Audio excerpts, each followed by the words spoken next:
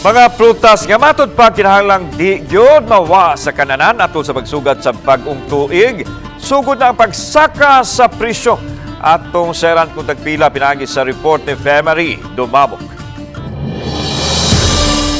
Bisan nagupat ka adlaw pa sa di pata musugat sa bag-ong tuig. Apan usa na si Nanay Margarita sa nituyo og adto sa merkado sa Tabunok. Mamalit na siya daan og prutas aron andamon sa pagsugat sa New Year. Apan, nisugod na og mahal ang mga prutas karon. Di na niya kumplituhon ang 13 ka mga prutas. Alang kaniya, importante nga doon na ipipila sa mga prutas ngayang kinaham, sama sa pinya. Para sa New Year. Pero mas baro makabato-bato pa? Ito ang mag New Year na gani, pati naging mahala. Oo, mamanay ko sa mga katigulangan pa man dyan na. Sa una pag yun, inana dyan ako mag New Year. Kay palihi ba? Oo. Sila palihi ko no, kanang mga lingin. Mato sa mga mamaligyaay, nisaka na og 5 ngadto sa 20 pesos matag kilo ang presyo sa prutas. Karon, ikumpara nitong Pasko. Napahinuoy uban nga nagpabilin pa sa naandan nga presyo.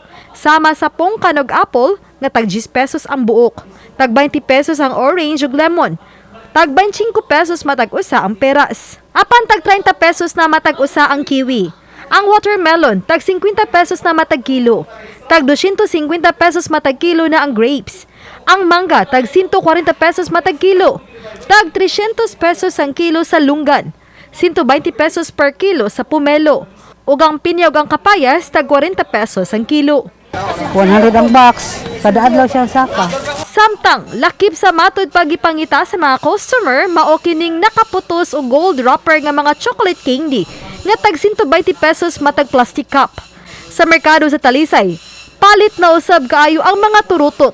Gani matod sa namaligya nga ni atong bispera sa Pasko pa lang, daghan na siya halin. Nahurot na ang kape sa 300 niya ka mga turutot ug nag-andam na usab siya og supply alang sa pagsugat sa New Year.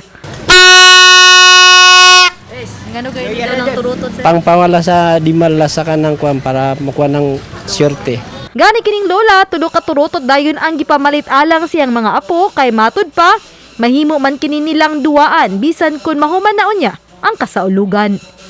Uban ni Philip Patricio Grod Prado, ako si Femery Dumabok. Balitang Bisdak.